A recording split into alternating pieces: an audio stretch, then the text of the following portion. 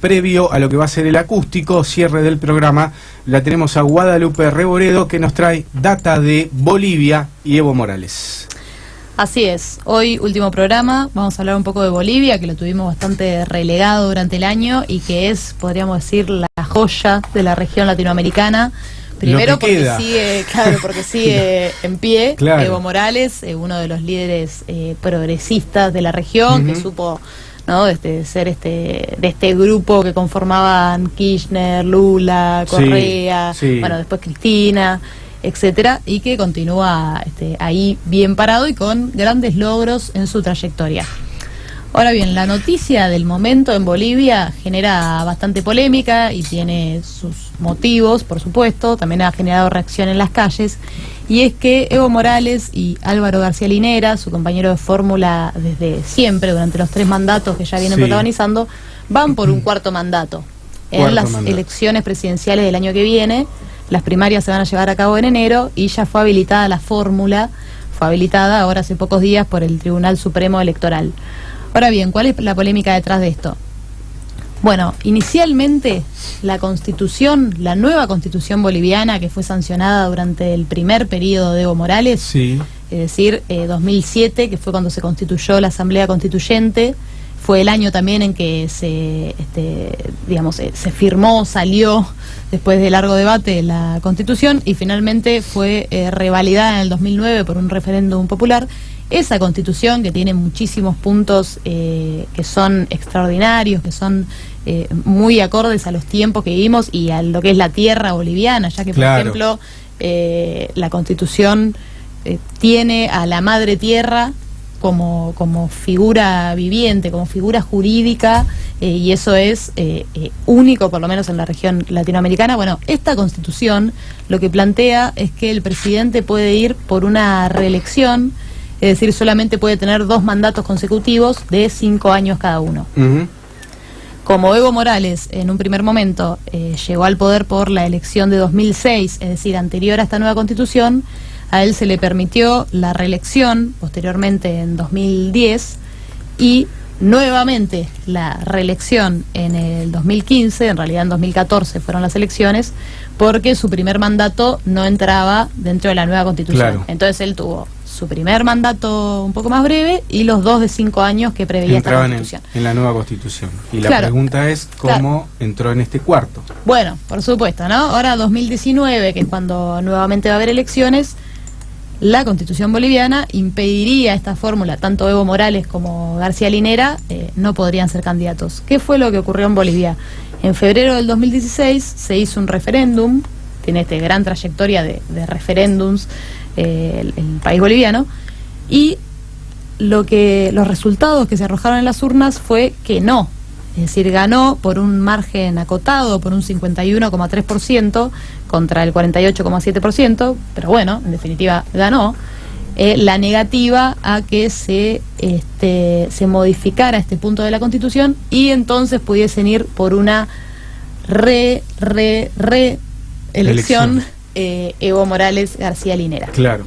Pero en el 2017, esto fue 2016, en el 2017 el Tribunal Constitucional, autorizó la reelección indefinida de todas las autoridades electas. Es decir, el Tribunal Constitucional, por su parte, modificó este punto de la Constitución. Entonces, ahora, 2018, lo que dijo el Tribunal Supremo Electoral es que pesa mucho más esta decisión del 2017 del Tribunal Constitucional que lo que fue el referéndum. Es decir, estaría por encima, se aplica con preferencia, ese es el término correcto, sobre el referéndum. Esos son los argumentos legales, o podemos decir institucionales, para que se habilite esta fórmula. Lo que pasa es que, bueno, por supuesto, acá vemos que hay, la polémica es muy lógica, ¿no? Porque decís, bueno, hubo un referéndum, hubo una votación popular con gran concurrencia a las urnas y demás, que arrojó un resultado del no, en el cual ahora claramente no se estarían amparando estos futuros candidatos, ¿no? La fórmula que viene ya históricamente Morales García Linera. Claro que tiene sus, podríamos decir, sus contemplaciones, viendo lo que es el mapa y la situación latinoamericana en general, ¿no? Yo hoy debatía con unas amigas que les interesa mucho el tema también y decíamos, bueno, en parte me parece que lo que hizo Evo Morales es adecuarse a las reglas del juego que estamos viendo en Latinoamérica. Claro. Si viene por la justicia, yo tengo las herramientas para, así como le pasó Legales. a Lula en Brasil, que Claro. no lo dejaron ser candidato, que me dejen, por así decirlo. Ujú. Ahora bien, también tenemos una contracara muy fuerte de una historia democrática, o más de lo que es políticamente correcto, por así decir, que es, bueno, la Constitución decía que no, el Ujú. referéndum dijo que no, y una serie de maniobras lo permiten.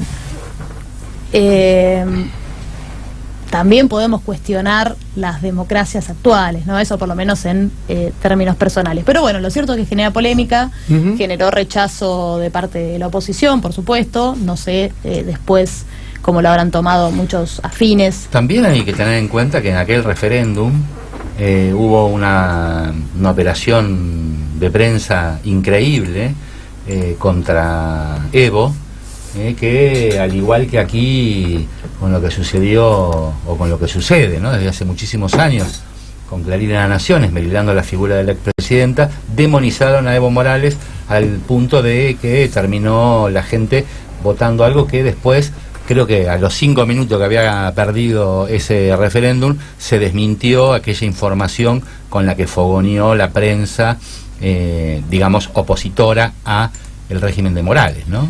Sí, se dijo puntualmente en su momento, y acabamos un poco, ¿no?, a la temática de género que está tan en boga, Sí. sobre todo estos días en la Argentina, que tenía un hijo que no había reconocido, Evo Morales. Ujú. Fue muy fuerte esa operación, posteriormente se demostró que no, es cierto, es decir, también el oficialismo, los sectores adeptos a Evo Morales también utilizan esto como argumento, es decir, dicen, bueno, el referéndum se produjo en una situación que tampoco tenía la completa validez sobre lo que pensaban todos los bolivianos o no con respecto a Evo. Un poco lo que fue también el Brexit, ¿no? Allí en UK, ¿no? En Gran Bretaña, que inmediatamente después que se determinó el referéndum de la salida de la Unión Europea, o por lo menos de algunas cuestiones que tenían que ver con la Unión Europea, Gran Bretaña, al otro día la gente estaba arrepentida, ¿no? Porque había un montón de informaciones que se habían dado direccionadas para que la gente terminara votando lo que terminó votando, ¿no? Sí, ocurrió también en Colombia, ¿no? Con la PASO, ¿no? Pero bueno, también ahí Ujú. podemos llegar a caer en una trampa que suele usar un poco el neoliberalismo, que es la ignorancia del pueblo. Es cierto que se jugó con la desinformación, bueno, con la desinformación no, Bueno, con la información Con la falsa, información, eso no, fake, sin duda. Fake news. Pero sea como sea, en su momento el referéndum arrojó Pero un es no. sea como sea, digamos, yo creo que ahí está, ¿no? Planteada la cuestión. Es sea como sea. Porque lo que vos hablabas, ¿no? De Evo de algún modo utiliza algunas herramientas que el neoliberalismo ha hecho como naturales, ¿no? Bueno, nosotros somos así, hacemos lo que queremos, ¿no? Tenemos la manija, la sartén por el mango y determinamos cosas. Ahora, que lo haga Evo Morales está mal, entonces. No, bueno, por eso yo digo, me parece que para poner en la balanza lo que está ocurriendo en Bolivia hay que tener en cuenta lo que está ocurriendo en la región latinoamericana, porque en un punto les dice, o sea, es una respuesta de este otro lado, digamos, Sí. bueno, si ahora la cosa se define por la justicia, por la vía institucional, por la decisión de 2, 3 tipos, bueno, yo logro hacer esto. Hay que ver qué resultados arrojan las urnas el año que viene. Claro, Ahí vamos a ver si fue válida o no la movida, la maniobra. Maniobra es una palabra A lo mejor es demasiado- castigado, ¿no? Es castigado por Claro, esta maniobra. Hay que A ver lo si mejor él Evo no vuelve, gana. si se revalidan las urnas con porcentajes tan holgados como los que vienen siendo, o bueno, O ya de ganan por mucho sí, más ajustado. sí, o mucho más ajustado, pero digo, en definitiva lo eligen, bueno, entonces va a estar bien. Es decir, yo en términos personales soy de la postura de que Ujú. para mí lo que elija el pueblo, es decir, yo ni siquiera limitaría los mandatos en un punto, porque si lo elige el pueblo, que así sea. Pero lo cierto es que esto está teniendo reacción en la calle de los sectores que ya eran opositores a Evo Morales. Es decir, vimos que ahí tenemos una foto de lo que fue la quema en Santa Cruz de la Sierra, que fue siempre una región, opositor, ¿no? un bastión opositor, que incluso planteó la posibilidad de independizarse en un momento, cuando hacía poco que había empezado a gobernar Evo Morales, y allí quemaron la sede del Tribunal Electoral. También hubo movilizaciones en La Paz y en otras ciudades. No tengo ahora... Ahí está. Y en Riberalta hubo movilizaciones en su contra, incluso hubo enfrentamientos, terminó con una persona muerta, que ya Evo Morales mandó a investigar esto. Así que bueno, digamos, sí, esto está generando reacción en la calle de los mismos sectores que ya eran opositores, pero bueno, hay que ver qué pasa. Ahora, por fuera de la polémica, bueno, y después los condimentos, ¿no? que siempre tienen, sobre todo cuando se trata de un líder mucho más afín a la izquierda que otra cosa, que es criticar cada palabra que se diga. Evo Morales estuvo esta semana en un acto de entrega de material sanitario y escolar en Cochabamba, y ahí dijo que sacarlo de la contienda electoral era como sacar a Messi de la selección argentina o a Ronaldo de Portugal, ¿no? Claro. Entonces, bueno, fue muy criticado por esto también. Bueno, se compara con Messi y dice que es el campeón del... Qué grande. Acá hay toda una cuestión, ¿no? Sectores de la derecha que critican ferozmente a Evo Morales, que lo tratan de dictador, lo que fuera, ¿no? Calificativos le sobran. Sí, en Latinoamérica siempre son dictadores, pero Merkel es una mujer, es una estadista. Eso te iba a decir, ¿no? Y entonces olvidan a Merkel, por ejemplo, ¿no? Yo recuerdo Clarín cuando Evo Morales se había postulado, creo que era la tercera vez, ¿no? Que llegaba la segunda, y llegaba a la presidencia, lo ponían como algo súper negativo, ¿no? Digamos, perpetúa su y para la misma fecha Merkel también volvía otra vez a presentarse y volvía a ganar las elecciones en Alemania, y sin embargo ahí lo daban como un dato súper positivo, ¿no? Como que, claro, bueno, la estadista Merkel sigue sigue al frente de la poderosa Alemania. Bueno, por eso digo, ¿no? Que más allá de las operaciones mediáticas y demás, hay que tener cuidado cuando se habla, ¿no? de la ignorancia del voto y demás, porque eso es lo que hace la derecha, para decirlo, ¿no? ¿Cuál es el problema? Bueno, que los bolivianos no saben qué votan y los alemanes sí. Esa es la línea que baja en ese caso Clarín. Ahora bien, Evo, ¿es el Messi de la política? Bueno, hay muchos datos que dicen que sí. Lo demuestran. Es decir, vamos a hablar un poco de lo que fueron todos estos años de Evo Morales, que además ganó la primera vez por el 54% de los votos, que fue la segunda vez que llegó a ser candidato a presidente. Eso era lo que recién te contesté, que no era lo que estabas diciendo. 54% de los votos. Para la segunda presidencia, 2010, que las elecciones fueron en 2009 en realidad, 64% de los votos. Y la tercera vez, 2014, para comenzar el mandato 2015, 61% de los votos. Tremendo. Fue, no solo el primer líder indígena, sino que es el tercer mandatario en toda la historia de Bolivia en ser elegido por mayoría absoluta. Solo habían sido elegidos así Hernán Siles Suazo en 1956 y Víctor Paz Estensoro en 1960. Y además con una historia de Bolivia de golpes de Estado uno detrás de otro, ¿no? Siempre maltratada, ¿no? La democracia. Siempre maltratada, representantes muy alejados del pueblo. ¿Quién es Evo Morales, que también genera ese rechazo, ¿no? Claro. De verlo así indígena, genera ese rechazo en las élites latinoamericanas.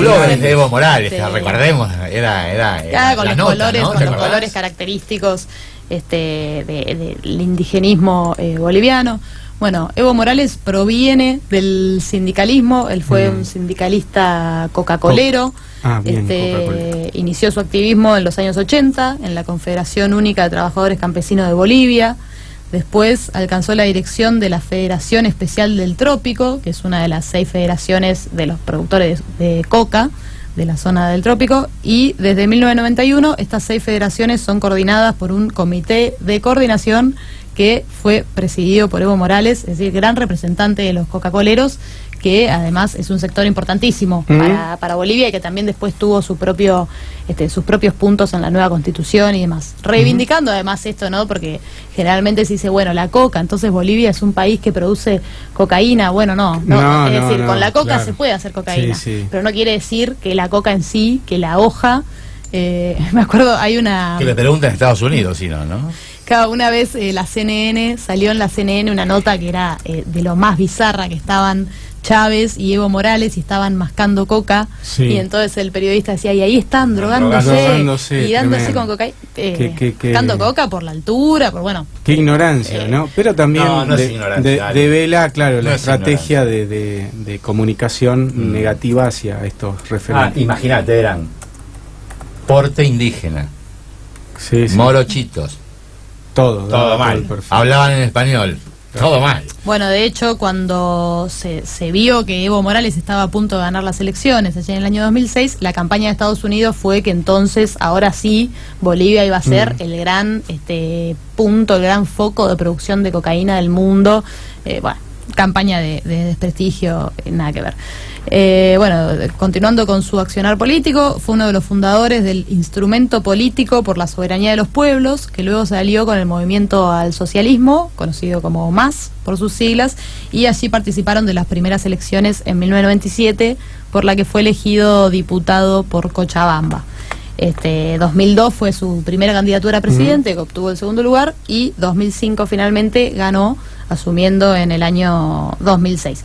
En el medio, bueno, además había un revuelo en Bolivia. Él también lideró esa oposición a Sánchez Lozada, que renunció en 2003, y después quedó Massa Gisbert, que renunció en 2005, y bueno, ¿no? Un momento muy conmocionado para... Se hablaba de que pudiera tomar el poder Evo Morales, pero él no quiso porque obviamente se veía favorito en lo que iba a ser la elección, ¿no? Claro. Con lo cual no quiso ser un candidato designado. Esperó, me acuerdo de eso. Me acuerdo con toda la crisis que había en Bolivia, y me acuerdo que él esperó y entró por la ventana grande, obviamente pues sabía cómo venía la cosa. Sí, bueno, el 54% de los votos, así que más que validado. Ahora, sus grandes logros en todos estos años de gobierno, así en términos de titular la pobreza extrema, y esto dicho por organismos internacionales, no es que viene del INDEC boliviano, por así decirlo, disminuyó del 36,7% en 2005, ¿no? Un poco más de lo que hay en este momento acá en Argentina, así que imagínense, a 16,8% en 2015. Estos Mauricio, son datos del 2015. Llámalo. Toma nota. Pero está similar. Ahora bien, ¿cómo fueron o distintas medidas que fue tomando a lo largo de sus mandatos? Primero, que ahora ya no podemos hablar de Bolivia o de República de Bolivia, sino más. Estamos hablando del Estado plurinacional de Bolivia. Y a veces uno dice, bueno, pero es una palabra más, una palabra menos. Bueno, no, primero que hay un montón de cosas que están escritas, que no son letra muerta, sino todo lo contrario, en la nueva Constitución. Pero además no es menor en un territorio con tantos... con tanto movimiento indígena y con sus distintas características, incluso una gran cantidad de idiomas.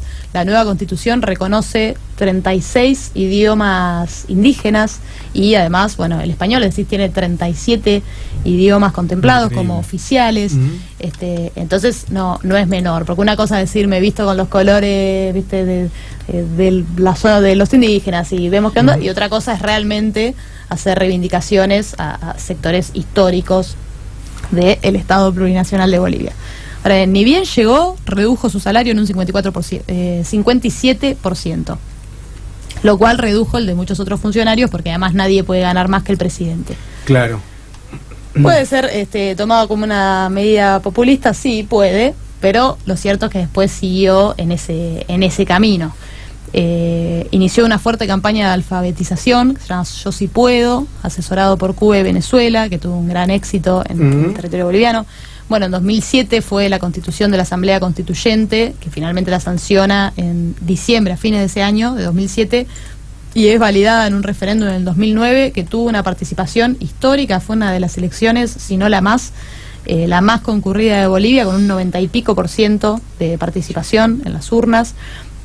Y algunos puntos de esta constitución, que sería para una columna entera, pero vamos a a resumirlo. Por un lado, considera la madre tierra un sistema viviente, que lo decía, con toda otra filosofía del summa causai, que es del buen vivir y demás. Reconocimiento indígena, como venía diciendo, la reivindicación marítima que vimos este año, que bueno, que finalmente la Haya designó que no tenía derecho Bolivia, pero en la Constitución ahí establece que van a seguir reclamando. Después determina la autonomía y la organización territorial, contempla 36 territorios, cada uno con elección directa de autoridades y con su propia administración de recursos naturales. Esto es lo fundamental.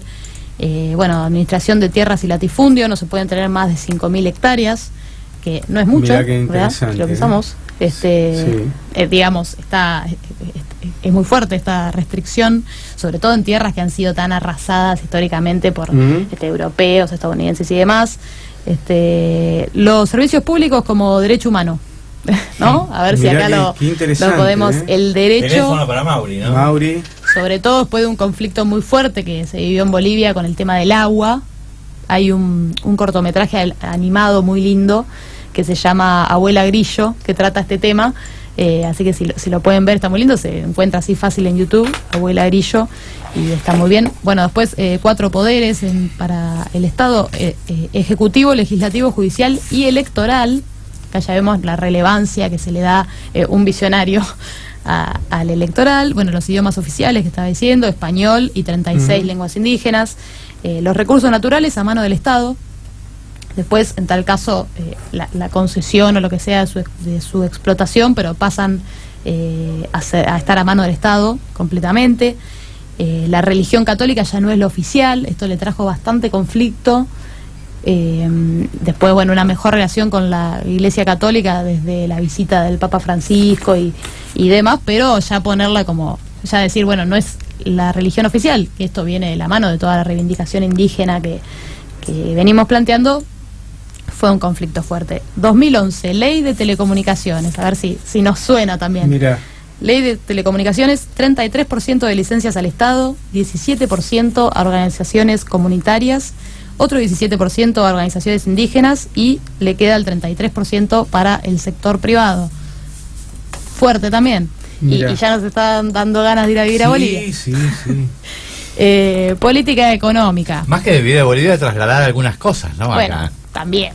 Recuerdo lo de la nacionalización de yacimientos petrolíferos, que era 80-20. ¿Está ahí? Decilo vos. Ahora vamos a eso. En realidad no tengo el porcentaje puntual, pero sí tengo una lista de empresas nacionalizadas, yacimientos petrolíferos fiscales bolivianos, que es lo que vos decías, la Telefónica Entel, la cementera Fansesca, las minas de Huanuni y Colquiri y el servicio de generación y distribución de energía eléctrica.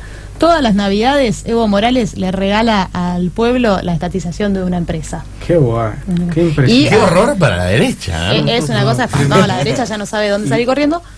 Sí. Iba a decir que además este año, hace un tiempo fue anunciado esto, va a haber doble aguinaldo por el crecimiento que tuvo Bolivia. Mirá qué guay.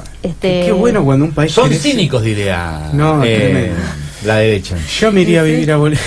El PBI creció en 5,2%. En el 2008 se dio el mayor crecimiento registrado, que fue el 6,2%. En 2009 el Banco Mundial, ¿no? Hablando de organismos internacionales, sacó a Bolivia de la lista de países de ingresos bajos e ingresó en la lista de ingresos medios. Esos son algunos de sus grandes logros. Ahora bien, crisis fuerte que atravesó. ¿Es cierto que hace 10 años que no hay embajador estadounidense allí en Bolivia? Honestamente no lo sé, pero qué porque no hay. Porque yo no sé cuántos años hace, pero sé que no hay yo recuerdo cuando embajador, digo, claro. hay una cartera de negocios, pero como que ni corta ni pincha ahí Estados Unidos. Sí, honestamente no sé, es muy probable. Yo recuerdo y el cuando cierre Chávez de McDonald's y la prohibición de que Coca-Cola distribuya su bebida. Sí. Pero McDonald's no funcionó. Y lo de Coca-Cola sí, la prohibición. No, te digo, me acuerdo cuando Chávez echó al embajador estadounidense, pero no recuerdo, te la debo, pero ya sería para el año que viene. 10 años sin embajador, dice, hay una noticia aquí que se cumplió el año pasado 10 años sin embajador estadounidense en Bolivia. Bien. Bueno, buen dato. Como para ir cerrando, Dale. porque también si no nos quedamos sin tiempo. Política exterior, bueno, lo dijimos al principio de la columna, todo, o sea, Evo Morales formó parte de esta Liga de la Justicia Latinoamericana, con la UNASUR, con el ALBA, sobre todo, que tiene un funcionamiento extraordinario, que Argentina nunca ingresó, pero estuvo cerca, que es la Alianza Bolivariana para los Pueblos de Nuestra América. De hecho, ahora viajó a Cuba Evo Morales para un encuentro del ALBA, y es un estado asociado al Mercosur. Ahí teníamos una foto de Evo Morales con Fidel Castro, ya ha pasado a la inmortalidad, pero bueno, grandes amigos, como te decía, ¿no? Esto que fue la Liga de la Justicia de la región de toda Latinoamérica. Hay que decirlo también, atravesó algunas crisis fuertes Evo Morales, por supuesto, estamos hablando de 12 años de gobierno, con lo cual, bueno, obviamente ha habido altos y bajos. En agosto del 2010 fue una de las primeras crisis, me voy a desdecir. En 2008 Santa Cruz de la Sierra se quiso independizar, en realidad comenzaron estas tensiones muy fuertes, que él fue a visitar Santa Cruz de la Sierra, no lo dejaron bajar con el helicóptero, bueno, fue bastante problemático, pero se pudo solucionar, si bien sigue siendo un gran bastión opositor. En agosto del 2010 hubo un paro de 19 días en el departamento de Potosí, también una de las movilizaciones, de las medidas más fuertes que enfrentó. En diciembre del 2010 Evo anunció la eliminación de subsidios al combustible, lo cual elevó muchísimo los precios y generó protestas muy fuertes a principios de 2011, con lo cual se terminó dando marcha atrás. En el 2011 hubo también una crisis alimentaria muy fuerte, de desabastecimiento de productos básicos como el azúcar. Hay un tironeo fuerte con los empresarios, y el último conflicto muy fuerte que hubo en Bolivia fue el 2016, conflicto de mineros de la localidad de Panudo, que secuestraron y asesinaron al viceministro de Régimen Interior, Rodolfo Illanes. Finalmente este conflicto se solucionó. Hay que tener una capacidad de diplomacia impresionante para tragarse también el asesinato de un viceministro. La verdad, muy fuerte ese conflicto. Los digo muy a vuelo de pájaro, porque pues ya se nos termina además el tiempo. Pero no fue todo color de rosas para Evo Morales, pero lo cierto es que un país que tenga tal reducción de los índices de pobreza es para destacar, y vamos a ver qué le dice el pueblo boliviano el año que viene en las urnas. Bueno, sin duda, vamos a estar atentos a eso. Guada, muy interesante lo que has traído. La verdad que estaba para seguir, pero bueno, estamos